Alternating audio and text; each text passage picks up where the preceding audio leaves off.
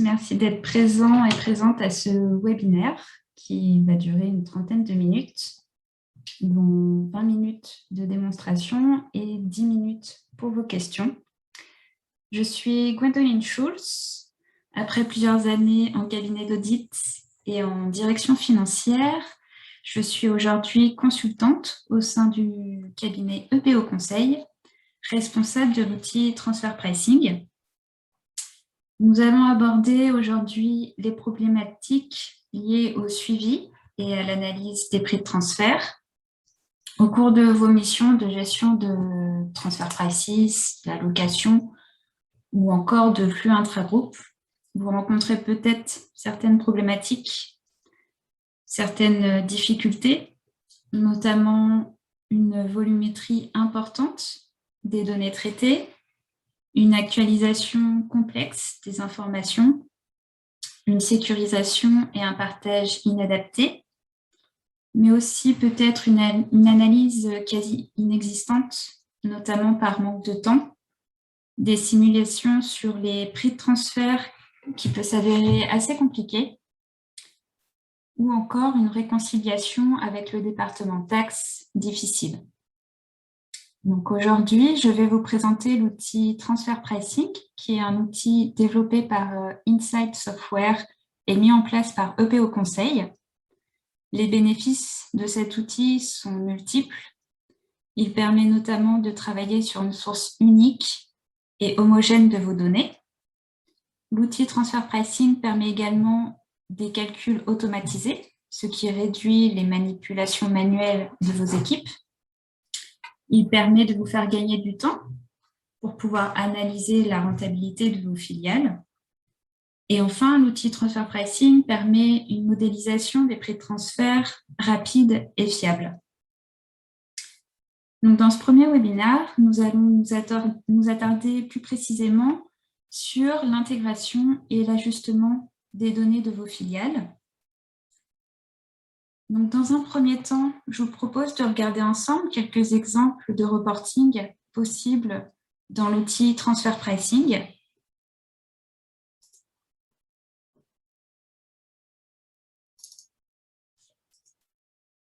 Donc ici, il s'agit de l'outil Transfer Pricing, avec tout d'abord un reporting qui reprend les PNL des entités. Donc, comme vous le voyez à l'écran, vous avez les différents agrégats comptables sur la gauche. Ici, vous avez les données du groupe et vous pouvez détailler au niveau des sociétés, donc avec le PNL par entité. Et ici, le total. Vous pouvez développer également les agrégats comptables si vous avez besoin d'informations complémentaires. Et réduire si vous voulez juste avoir le total. Un autre exemple de reporting est le PNL, mais cette fois-ci par produit. Donc, même principe, vous avez les agrégats comptables sur la gauche. Ici, le total pour l'ensemble des produits que vous pouvez développer au fur et à mesure par famille de produits, mais aussi par produit.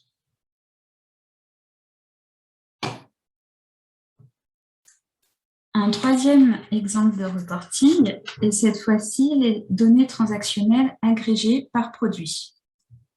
Donc, même principe, vous avez la possibilité de détailler par famille de produits ou encore par produit. Si jamais vous voulez aller sur un niveau de détail supplémentaire, par exemple, si vous souhaitez avoir les informations pour le produit poster, donc avoir la liste des transactions concernées par ce produit, il suffit de faire un clic droit, Review Intercompany Transaction, et vous accédez alors au détail des transactions de ce produit. Donc ici, on voit bien qu'il s'agit du produit poster avec les entités, les montants pour ce produit. Donc avec l'outil Transfer Pricing, Vous avez la possibilité d'obtenir de nombreux reportings. Donc, encore une fois, ici, il ne s'agit que d'exemples de reporting. Vous pouvez paramétrer des nouveaux reportings selon vos besoins. Il s'agit de calculs automatisés, ce qui permet une fiabilité assez importante dans la présentation des données chiffrées. Et vous pouvez accéder à un fort niveau de détail, comme nous venons de le voir, donc soit avec un reporting avec juste le total, mais aussi par entité ou par produit, ou encore par transaction. Donc pour obtenir ces reportings, nous allons voir ensemble comment intégrer et ajuster les données de vos filiales.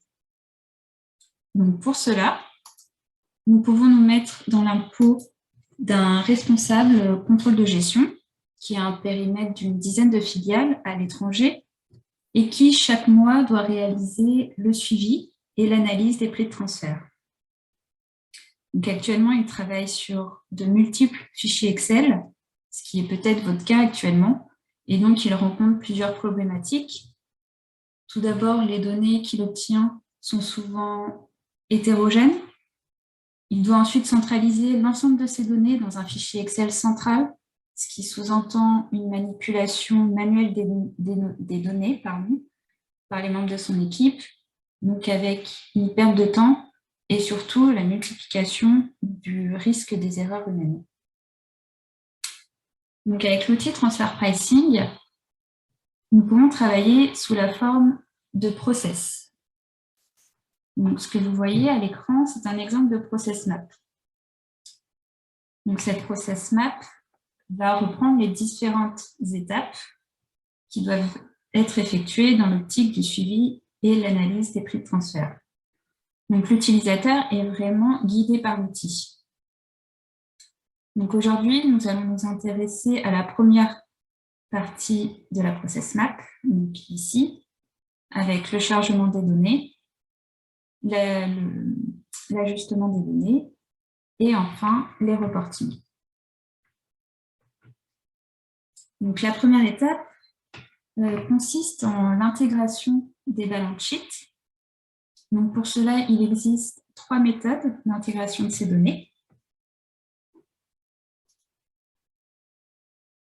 Ces 3 méthodes sont reprises ici.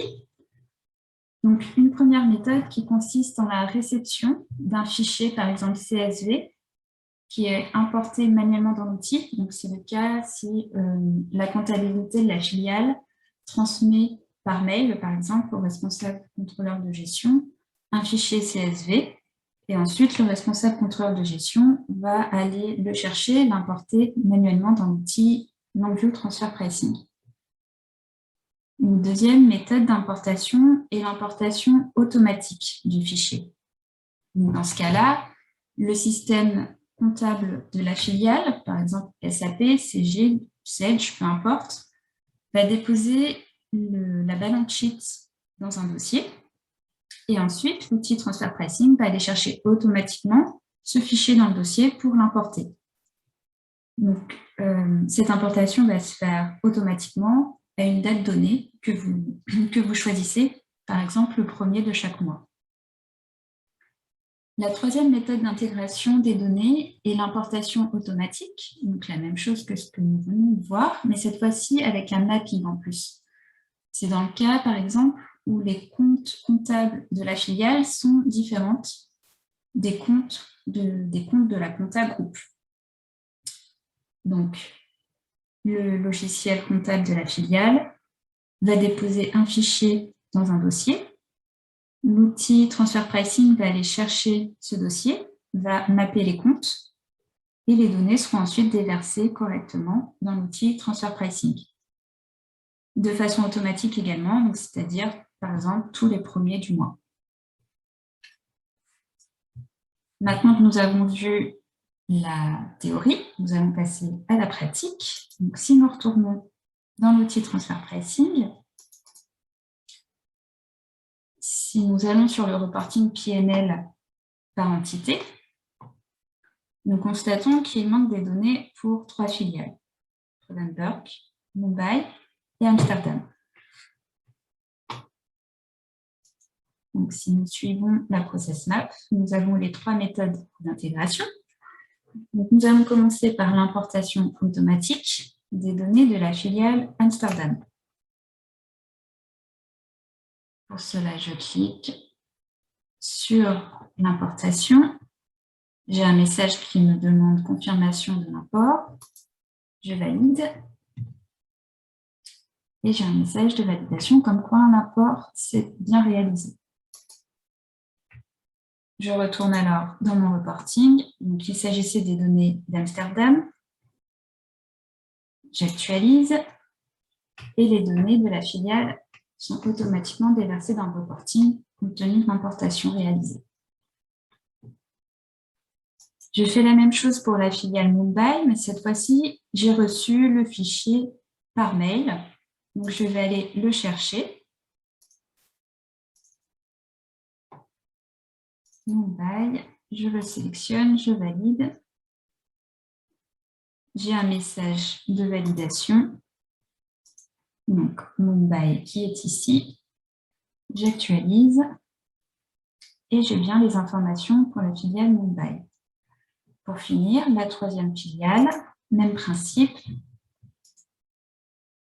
J'effectue l'import, donc cette fois-ci, c'est l'importation des données automatiques avec un mapping. Donc, l'outil travaille.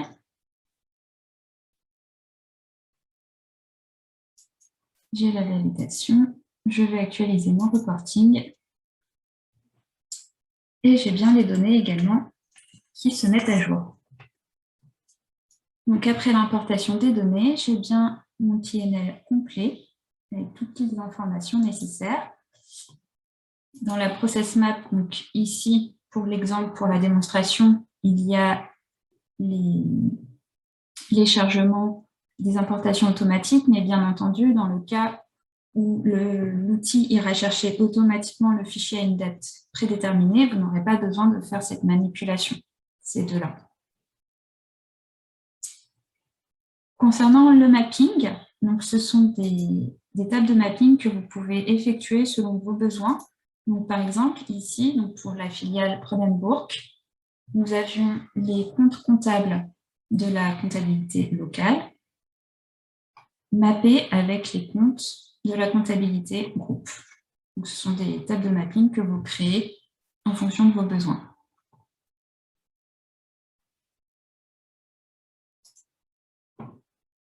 Si nous continuons à dérouler la process map, donc nous venons de charger les données de la balance sheet. Nous arrivons ensuite au rapport de validation. Donc là, c'est un rapport à la suite de l'importation des données pour relever les anomalies, s'il y en a. Donc ici, par exemple, nous avons les balance sheets, les périodes et les anomalies relevées. Donc, ce qui permet au responsable comptable de gestion d'effectuer la vérification et les modifications si nécessaire.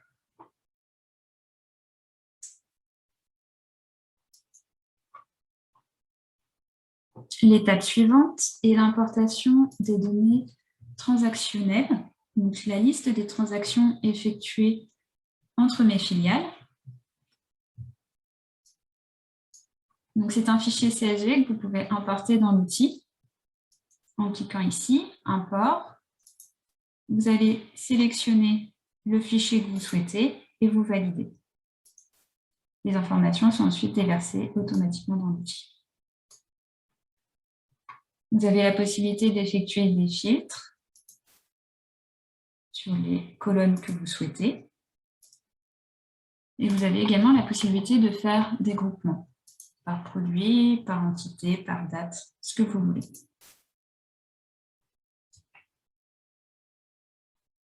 Vous avez également la possibilité de modifier ce fichier source. En cliquant droit, vous avez la possibilité d'ajouter des lignes, de supprimer des lignes, d'en dupliquer. Vous pouvez également modifier directement en sélectionnant une information. Donc, nous pouvons par exemple faire le test. Par exemple, ici, nous pouvons modifier le montant en indiquant 60 000.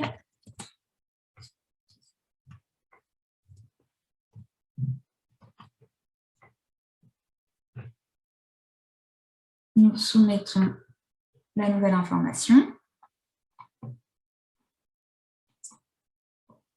Si je retourne dans mon reporting et que j'actualise, je peux avoir accès à la piste d'audit.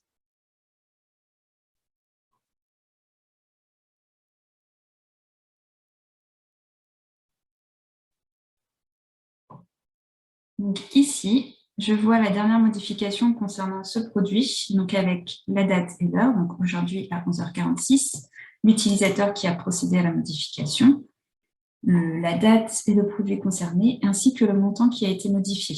Donc ici, on voit la nouvelle valeur qui est 60 000.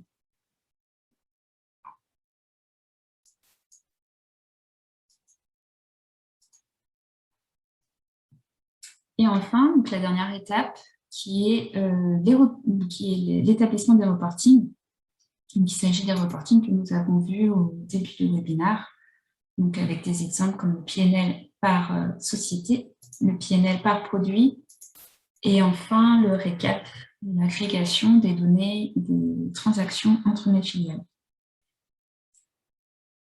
L'outil Transfer Pricing permet d'importer facilement et rapidement les données de pré-transfert, comme nous venons de le voir, avec l'importation des balance sheets selon 3 méthodes différentes, l'importation des données transactionnelles.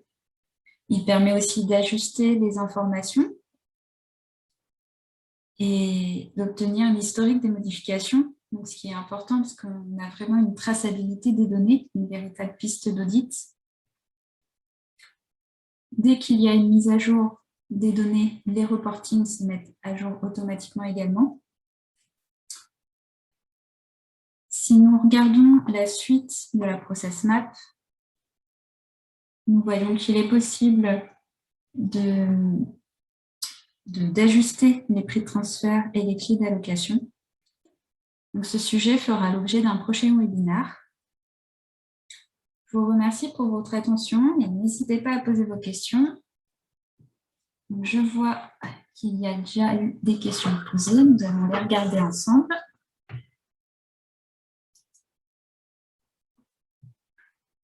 Donc, les contrôleurs locaux peuvent-ils effectuer eux-mêmes l'intégration de leurs données? Donc oui, tout à fait. Il est possible de donner des accès différents selon le profil de l'utilisateur.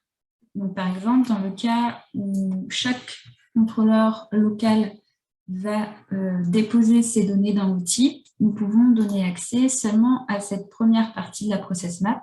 Donc, il pourra juste charger les données selon la méthode définie pour votre organisation.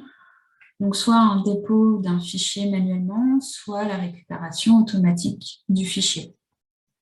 Ce qui est pertinent également avec l'outil, c'est qu'une fois que l'importation des balance sheets est effectuée au niveau local, le responsable contrôleur de gestion peut avoir accès au rapport de validation pour regarder les anomalies, s'il y en a, à la suite de cette importation de données.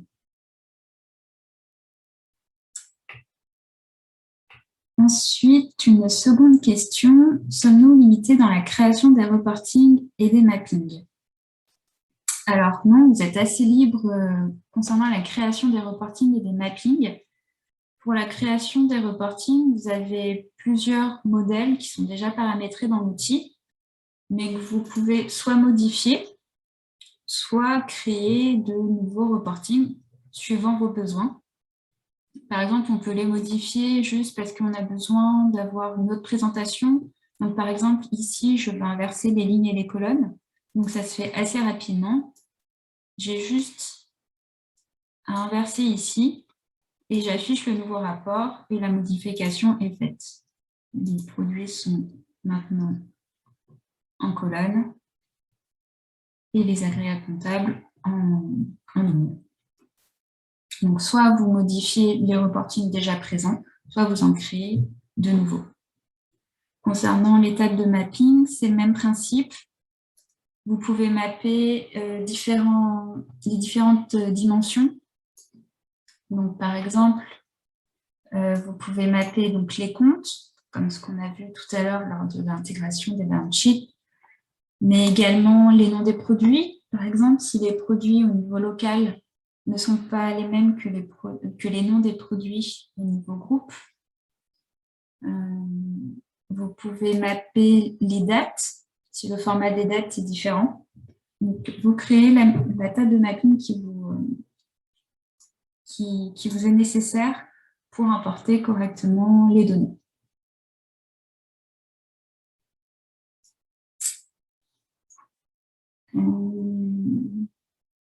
Une autre question concernant les accès à l'outil. Pour les accès à l'outil, l'administrateur va créer le profil de chaque utilisateur en leur donnant les accès qui leur sont nécessaires. Donc, comme indiqué tout à l'heure, par exemple pour les contrôleurs locaux, vous pouvez créer un groupe d'utilisateurs contrôleurs locaux. Dans ce groupe, vous créez un utilisateur propre pour chaque filiale, par exemple, et vous leur donnez accès seulement au chargement des données. Ils ne peuvent pas modifier les données, ils ne peuvent pas établir les reportings, ils peuvent seulement charger les données.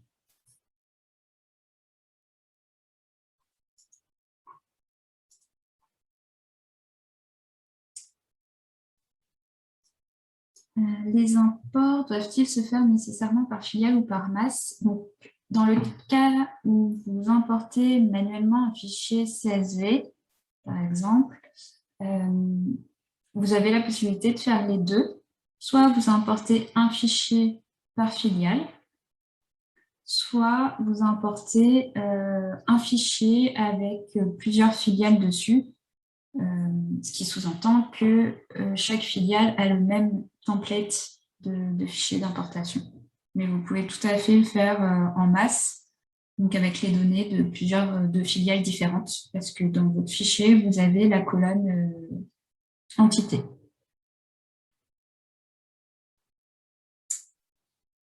Dernière question, est-il possible d'intégrer le logo de l'entreprise dans les reportings?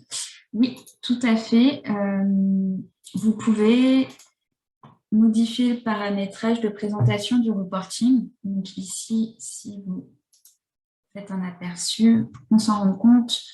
Donc, vous pouvez par exemple modifier le titre, vous pouvez rajouter le logo de votre entreprise en haut à droite, en bas à droite, à gauche, peu importe. Vous pouvez modifier le pied de page. Vous pouvez également modifier la couleur, si vous voulez mettre des informations en surbrillance. Vous êtes assez libre dans la présentation des reportings. Donc oui, tout à fait, il est possible d'intégrer le logo de votre entreprise pour les reportings.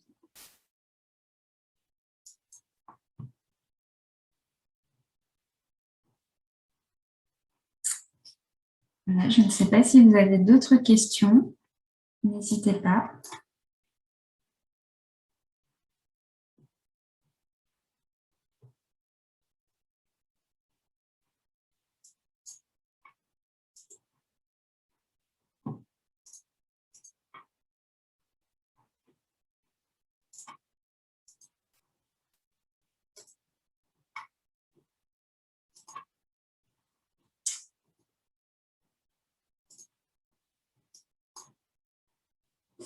J'ai l'impression que nous avons répondu à toutes les questions.